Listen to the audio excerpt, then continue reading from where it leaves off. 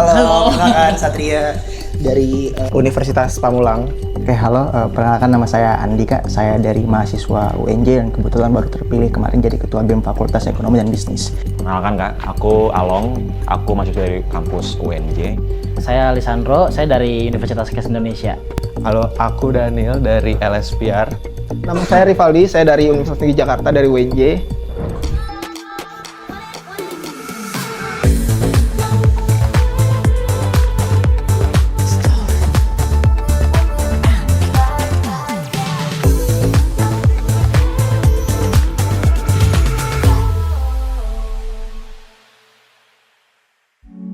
Halo teman-teman semuanya, gue Anggi Pasaribu dan kali ini konsep Story of Anggi agak berbeda dari yang teman-teman sering lihat. Kalau biasanya kami yang datang ke kantor-kantor atau ke rumah, bahkan ke kampus-kampus, sekarang kami menghadirkan beberapa teman-teman dari beberapa universitas yang ada di Indonesia, tepatnya dari Jakarta sih. Kalau kemarin, beberapa teman-teman kami yang sekarang duduk di pemerintahan udah menyampaikan apa sih yang jadi kerinduan mereka, negara ini mau dibawa kemana sih? Sekarang gantian, kita juga memberikan ruang buat teman-teman dari universitas, anak-anak muda, apa sih yang jadi keresahan mereka? Apa sih yang diharapkan dari seorang pejabat publik?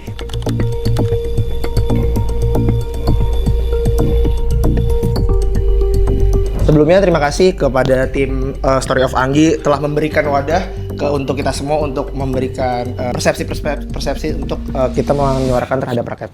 Pengen menyuarakan terkait yang dimana sebuah citra masyarakat terhadap pejabat-pejabat publik yang dimana itu sudah jelek.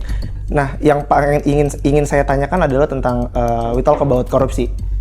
Yang dimana 100 hari lebih pekerjaan Prabowo, yang dimana Prabowo menjanjikan pada masyarakat di saat kampanye itu akan memberantas korupsi, karena yang selalu dimention selalu itu, yang dimana kita sebagai masyarakat publik, masyarakat sipil, kita melihat itu malah adanya keterbalikan, yang dimana masyarakat tidak tambahnya ketidakpercayaan terhadap pemerintah untuk saat ini.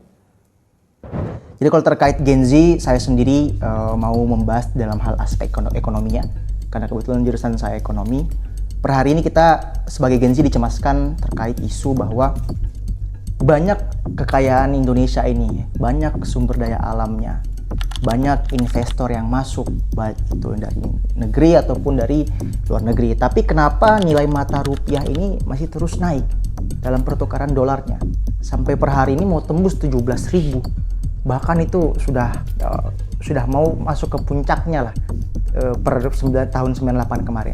Setelah saya analisis bahwa memang kita ini kekurangan SDM yang paham dalam hal ekonomi, yang betul-betul paham terkait bagaimana mengembangkan ekonomi Indonesia ini. Dan per hari ini saya juga melihat bahwa pemerintah kurang mensupport dalam hal pendidikannya, pencerdasannya dalam hal economics. Jadi kami sebagai Gen Z itu resah ataupun juga kayak semacam takut bahwa ke depan ekonomi Indonesia ini makin amburadul, makin hancur, makin tidak jelas.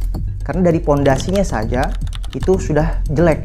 Contohnya apa? Secara kayak mahasiswa-mahasiswa yang pengen fokus di bidang ekonomi itu kurang disupport.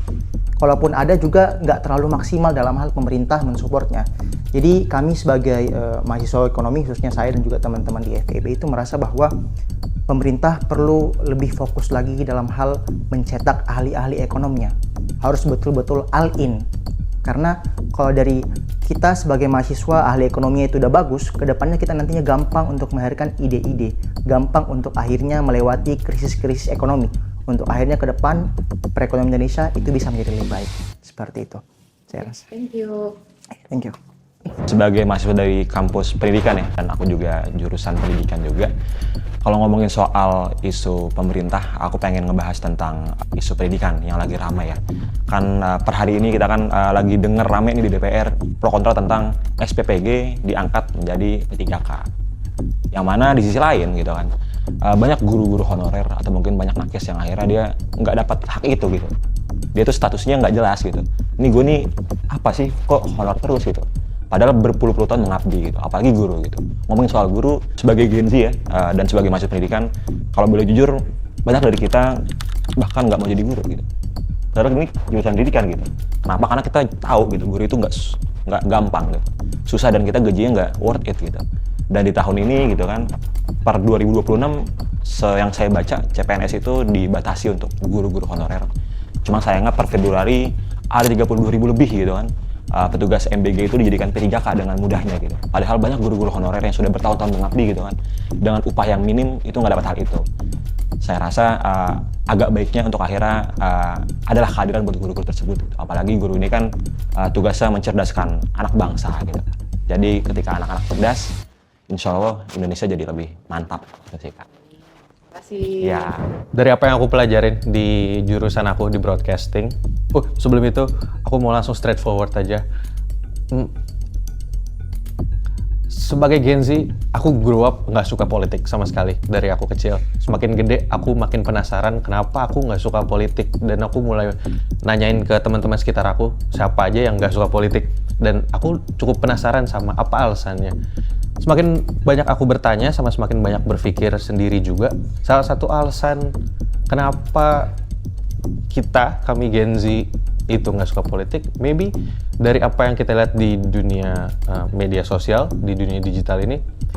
Well, not saying mereka tua, tapi sepertinya kayak mereka cukup kesusahan menggunakan sosial media seperti Gen Z lakukan sekarang gitu.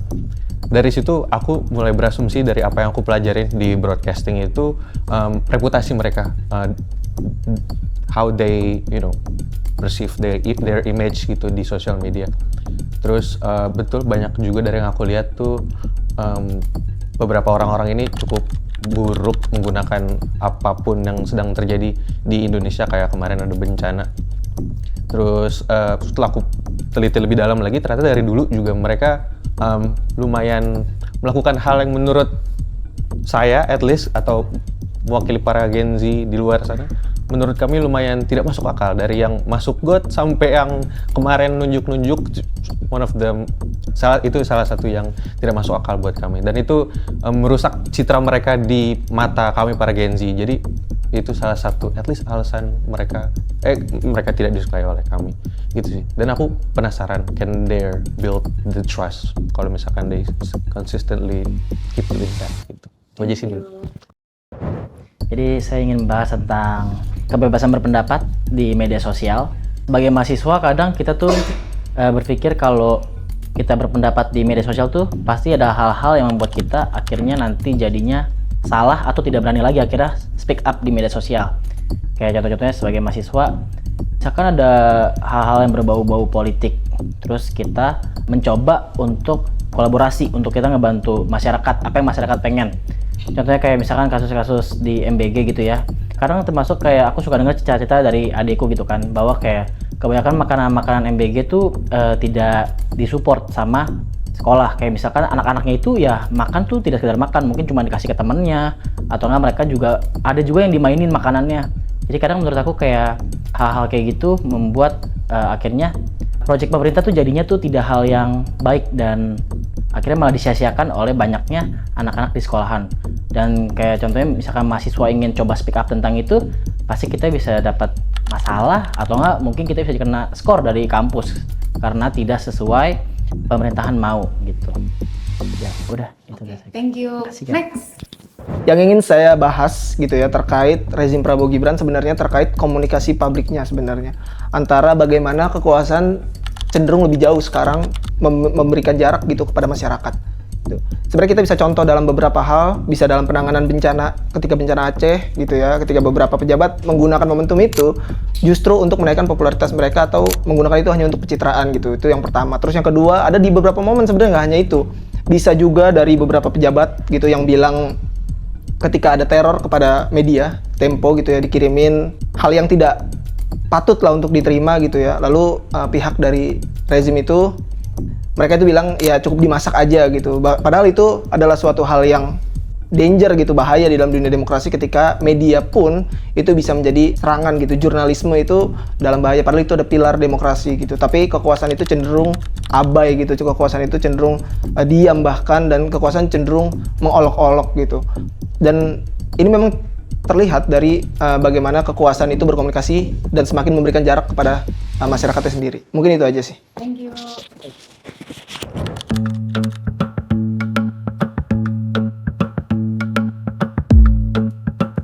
Di sini ada 7 poin dari teman-teman yang udah gue catat, dan semua yang kalian sampein itu juga sebenarnya jadi keresahan gue sih. Bedanya adalah mungkin seorang Anggi itu lebih gampang mencari klarifikasi. Oke, masalah SPPG yang diangkat jadi P3K. Beberapa hari yang lalu kemarin itu gue baru ngobrol dengan wakil kepala BGN. Ini kita tanyain juga, dan penjelasannya ada. Terus bicara soal medsos yang akhirnya jadi tempat pencitraan para pejabat. Percayalah teman-teman, jangankan kalian, gue aja juga males ngelihatnya. Kenapa bisa tiba-tiba begitu ada bencana langsung berlomba-lomba nih semuanya jadi paling ngerti sama aksi sosial. Tapi apa yang nantinya gue sampein juga ini sebagai bentuk pertukaran aja antara kita masing-masing ya. Kalau emang menurut gue argumentasi kalian benar, itu akan jadi catatan juga buat kami. Siapa tahu masih bisa kami sampaikan dan itu bisa jadi bahan evaluasi buat pemerintah sekarang. Tapi kalau misalnya ternyata memang pendapat gue atau argumentasi gue yang udah gue dapatkan itu bisa teman-teman terima, juga jangan ditolak mentah-mentah. Oke? Kita deal ya, deal or no deal kayaknya. Nih, tadi soal kebebasan berpendapat di medsos akhirnya jadi takut-takut. Tadi siapa yang ngomong, kamu ya? Iya. Emang kalau kalian di kampus kalian tuh kalau komentarin kebijakan publik ditegur? Iya, bisa tegur Kak. Emang emangnya komentarnya apa? Mungkin kamu marah-marah keluar kebun binatang nggak? Enggak sih. Oh enggak, kayak gini. Sebenarnya sih nggak sampai kayak gitu ya Kak. Maksudnya kalau misalkan kita takutnya tuh akhirnya kita berpendapat dalam suatu kasus politik itu sehingga akhirnya kita ikut viral juga. Nah ketika viral pasti kan nyebar kemana-mana. Dan takutnya untuk kita sebagai mahasiswa terancam gitu. Apalagi kalau udah kayak mahasiswa akhir gini ya. Jadinya kita yang tadinya udah harusnya lulus, ntar ijazah kita ditahan. Gitu sih yang kita takutin Kak. Iya. Takutnya nggak punya etika untuk kampus kayak gitu. Jadi tadi kalau misalnya komentar, kan haters katanya pada muncul tuh. Iya, Caranya lo komentarin apa, dan yang ngomenin lagi, komen lo apa?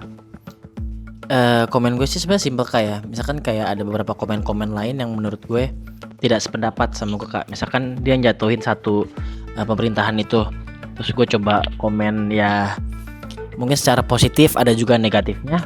Dan di komen itu kayak misalkan gue bilang kayak emang nih pemerintahannya nih norak, tidak ada perkembangan atau cuman menyusahkan masyarakat. Nah saat kalau misalkan akhirnya gue berani komen kayak gitu, pasti tidur gue malam gak tenang Kak. Pasti gak tenang, itu pasti banyak yang nyerang. Sering ngerasain akhirnya. Terus akhirnya kedepannya jadi takut Kak untuk aku sendiri untuk kayak besoknya nggak komen kayak gini, nanti kalau gue disamperin orang gimana ya, ntar sampai ada yang tahu lokasi kita di mana, terus aktivitas kita ngapain aja, kayak gitu kan serem ya. Udah banyak Kak jatuh kayak di teror. Aku tuh takut kayak gitu soalnya kayak gitu menakutkan aja Kak. Apalagi kalau sampai misalkan komen kita itu atau enggak teman terdekat kita, terus akhirnya laporan gitu ke kampus, itu sih yang kita takutin Kak. Terus dipanggil nggak sama dosen? Untungnya sih nggak dipanggil sih Kak, hampir doang sih gitu. Kalau nggak cepet-cepet ditanggepin ya. Terus akhirnya sekarang masih mengomentari. Agak diantisipasi sih Kak. Kayaknya yang ini aku nih aman, nggak terlalu serem kayak gitu sih Kak. Oh, teman-teman ada yang relate juga nggak? Jadi takut untuk berpendapat di media sosialnya? Oke, menyambung tadi yang disampaikan oleh saudara bahwa dari case tersebut juga kita sebagai Gen Z ini akhirnya mau takut gitu Kak. Kalau mau kayak speak up, mau mengkritik dalam konteks yang positif ya, kita akhirnya jadi takut. Apalagi kita melihat dengan fenomena-fenomena yang beberapa bulan minggu kemarin tentang Ferdian yang dia itu habis ngekritik ini tuh terus dilemparin rumahnya. Kemudian juga kasusnya Shirley yang di mobilnya dipecahin. Nah itu yang kemudian kita kayak semacam tersugesti gitu Kak. Kita jadi akhirnya kayak takut, ini selegram aja yang namanya gede, yang udah terkenal di media sosial bisa diginin loh. Apalagi kita nih yang masih kecil-kecil, gampang banget disikat. Kita takut untuk akhirnya bisa untuk mempublish, mengklarifikasinya kayak gitu. Jadi saya rasa pemerintah ini ya mungkin kayak tadi yang sempat dibahas bahwa agak ngeri-ngeri juga kalau terlalu frontal gitu. Apalagi kalau case-nya juga kita pakai judul mahasiswa, nantinya semakin banyak tekanannya dari kampus juga. Kadang ada beberapa yang nekan, kemudian juga dari buzzer-buzzer dari pemerintahan yang akhirnya kita agak mikir dua kali deh untuk akhirnya mau mengkritik yang keras-keras gitu. Lo mau ngomong ya kayaknya? Kamu pengen ngomong? Boleh ngomong aja. Soal cerita yang tadi masalah Intel itu lucu banget karena teman saya yang anak UNJ juga ngobrol sama Intel ya karena dia tahu dia Intel. Kok bisa? Lagi nongkrong bareng gitu, terus kayaknya dari gelagat-gelagatnya udah kebaca nih kayaknya Intel deh. Terus diajak ngobrol, terus diajak ngopi gitu, dibeliin rokok gitu-gitu, terus dia nggak sengaja dia ngomong gitu, iya gue Intel gitu. Oke lucu banget. Kayak ke bawah suasana kayak. Iya gue dikirim nih gitu. Iya, terus akhirnya diajak gitu, lu kalau mau ikut aja sama gue, ntar kita ke acara kayak gitu-gitu. Oh gitu. Tapi gitu, singkat begitu. Itu lucu banget. Bukan. Bukan Mas, Sama bukan. mahasiswa. Tapi yang lain juga sama, jadi takut ya. Tapi kalian tahu nggak? Ini bukan karena gue berpihak ya. Pertama, gue mau disclaimer dulu bahwa di Pilpres kemarin, I didn't vote for Prabowo. Tapi sekarang, begitu beliau sudah menjadi presiden yang terpilih, gue sebagai warga negara Indonesia yang memang cinta sama bangsa ini, siapapun pemimpinnya pasti akan gue hormati. Karena memang itu sudah jadi keputusan mutlak kan. Dan semakin kesini sebetulnya Pak Prabowo itu tidak anti kritik. Makanya ruang digital itu dibuka sebetulnya. Tapi di satu sisi gue memahami sekali kecemasan teman-teman. Hanya aja kita nggak bisa langsung mengkaitkan kalau ini tuh kerjaannya pemerintah. Ini tuh kerjanya antek-anteknya Prabowo nih. Ini kerjaannya mereka nih yang membungkam. Kita nggak bisa kayak begitu juga. Ya kan? Gue nggak menyalahkan teman-teman dan gue juga nggak membela teman-teman. Tapi kita juga harus sama-sama mempelajari bahwa memang kenyataannya di negara kita ini kita masih menjunjung tinggi yang namanya budaya ketimuran. Itu yang kita perlu bijaksana juga sih dalam menggunakan sosial media kita. Ya nggak sih? Bahwa kritik itu ada etikanya pro cons. Ya nggak? Tapi baik dari kita sendiri tuh udah menanamkan di pikiran kita adalah nggak juga kita ngata-ngatain mereka. Memang yang sangat disayangkan adalah gue tuh suka nyari pemberitaan tentang apa yang terjadi di pemerintahan hari-hari ini. Gue memang sangat menyesali bahwa semua yang ditayangkan itu 80% tuh yang jeleknya. Apakah semuanya jelek? Menurut gue enggak sih. Apakah semuanya bagus? Enggak juga. Gue berharap media hari ini bisa lebih menampilkan semua dengan realita yang ada, dua sisi. Yang bagus boleh dinaikkan, yang jeleknya juga bisa dinaikkan untuk kita bisa mengkritisi. Dan mengkritiklah sesuai dengan substansinya sih teman-teman. Jangan pernah takut kalau memang kalian merasa kalian benar.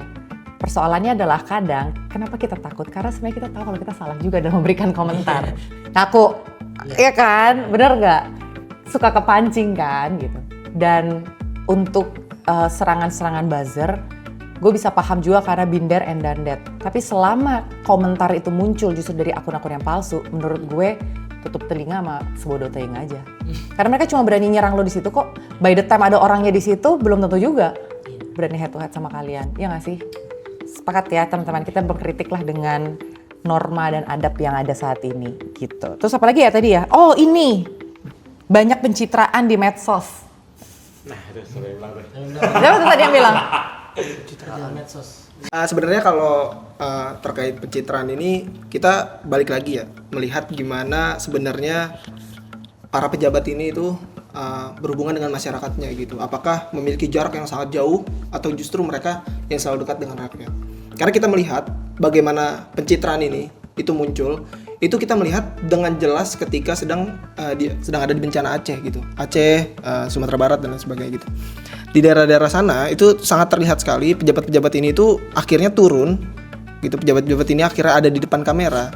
Tapi kita melihat juga bahwasannya pejabat-pejabat ini tuh di depan kamera itu ya hanya untuk syuting aja gitu. Pejabat-pejabat ini di depan kamera hanya untuk terlihat peduli aja gitu, peduli melakukan aksi sosialnya gitu. Padahal kita tahu mereka juga turun ke lapangan begitu ya. Itu karena memang atensinya yang cukup besar terhadap bencana itu.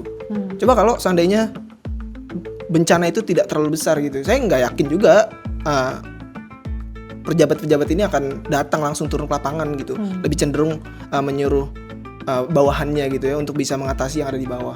Gitu sih. Kalau menurut saya melihatnya begitu ya dari sudut sesuai dengan kepercayaan saya. Iya. Saya kepercayaan saya. Ya berarti artinya kan nggak semua pejabat menggunakan medsosnya untuk pencitraan. Enggak semua. Ya nggak benar kan. Cuman kamu concernnya memang sama mereka yang tiba-tiba jadi paling paham sama betul. sosial gitu. Sama sepakat teman-teman juga. Iya. Karena kalau dibilang semua pejabat menggunakan medsosnya untuk pencitraan semata, menurut gua nggak juga sih. Bahwa medsos memang pasti untuk pencitraan. Iya. Lo punya sepatu baru, sepatu aku baru gitu. Aduh aku capek banget nih habis kuliah apa segala macam pencitraan. Dan pencitraan itu salah atau enggak teman-teman? Gimana tuh? Aku mau menanggapi pencitraan itu sebenarnya bisa dianggap salah ketika itu sengaja dilakukan untuk bisa membangun perspektif publik. Itu menurutku salah. Kenapa? Karena warga akan melihat itu dalam satu arah gitu. Misalnya ketika ngelihat, wah pejabat ini baik nih, Iya. berani dekat dengan masyarakat, membantu masyarakat gitu.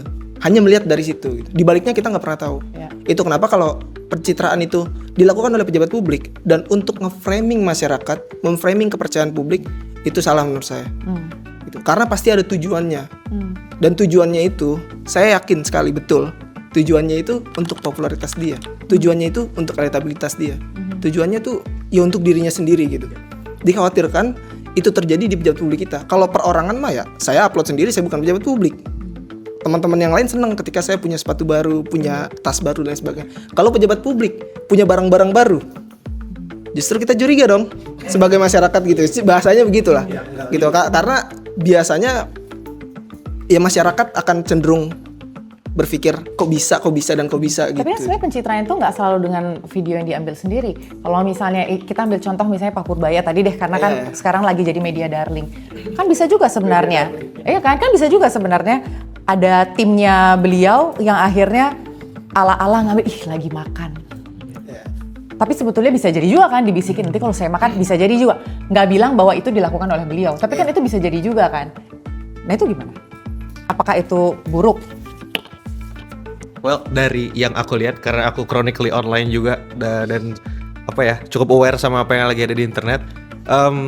Selain Purbaya, aku juga suka sama anaknya juga, karena ternyata bapak dan anak juga well aware sama ekonomi gitu. Terus kalau Purbaya, menurut aku citranya organik gitu, makin berkembang, makin pesatnya digital sekarang, terutama ada AI.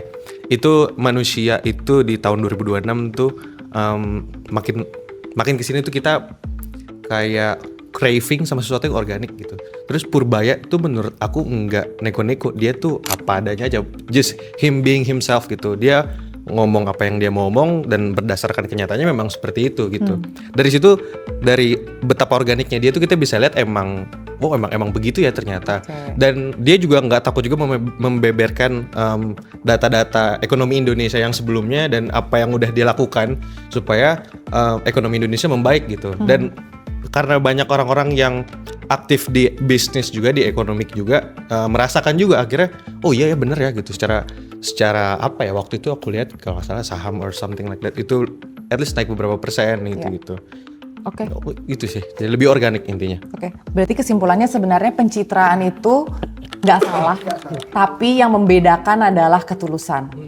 Karena sebenarnya sekarang ini yang namanya sincerity, ketulusan sama kejujuran itu yang membedakan konten itu bisa nyampe ke masyarakat, menyentuh hati masyarakat atau enggak. Gitu kan teman-teman. Jadi negara itu punya fungsi to respect and to protect. To respect dalam artian komunikasi kalian di media sosial, ruang digital pada saat kalian ingin memberikan pendapat, berkomunikasi, mengkritik, opini dan lain sebagainya masih bisa berlangsung sampai sekarang. Itu karena negara masih respect dengan kebebasan kita berbicara. Tapi kembali lagi kalau soal ancaman, teror dan lain sebagainya yang kemarin kita sempat lihat yang terjadi sama DJ Doni, terus Firdian. Ini kembali lagi kepada fungsi negara yang to protect. Negara to protect, melindungi, cari sampai dapat. Gue sepakat bahwa pemerintah nggak bisa cuci tangan. Pemerintah nggak bisa cuci tangan kayak kami nggak melakukan itu kok. Oke, fine. Kalau memang tidak melakukan itu, cari tahu siapa dalangnya dan dipertunjukkan, kasih tahu siapa. Jadi kita pengen tahu. Oh, kalau memang bukan terus siapa. Jadi kita sebagai warga negara pun merasa secure dan safe. Bener kan? Tapi percayalah teman-teman, mau bagaimanapun keadaan republik kita, keadaan negara kita, setiap gue tinggal beberapa lama di luar negeri, gue gak pernah ngerasa se-safe gue tinggal di Indonesia. Sebobrok apapun kebijakan kita kadang-kadang ya, seanomali apapun situasinya, segemes apapun kita sama orang-orang yang ada di sini, tapi ini tuh negara kita sendiri, rumah kita. Apapun yang terjadi sama diri kita nih, at least kita tahu kita larinya kemana. Mengkritik boleh, tapi ingat kita sama-sama belajar, kita jangan jadi pemberontak. Sebenarnya masih banyak banget yang kita bisa bahas, cuma karena waktu kita terbatas, mudah-mudahan teman-teman masih mau datang lagi, tapi kalau aku bisa simpulkan dulu, karena ini masih banyak banget yang bisa kita angkat dan dibahas. Ini contohnya soal SPPG yang diangkat jadi P3K. Kita akan bahas ini karena gue juga baru membahas ini kemarin sama Wakil Kepala BGN, dan ini bagus banget. Sebetulnya sedikit aja teasernya, nggak bisa di apple to apple kan antara guru honorer dengan karyawan SPPG jadi P3K. Dan gue percaya banget teman-teman semuanya di sini bisa bersuara. Ini bukan karena kalian pengen menyerang, tapi karena kalian memang peduli sama Republik ini. So gue thank you banget sama kalian semuanya. Mudah-mudahan buat teman-teman di luar sana yang mau menyampaikan point of view-nya, sudut pandangnya, yuk datang sama-sama, kita diskusi sama-sama supaya kita bisa melihat Indonesia ke arah yang lebih baik. Gue Anggi Pasaribu, bye. Iya guys,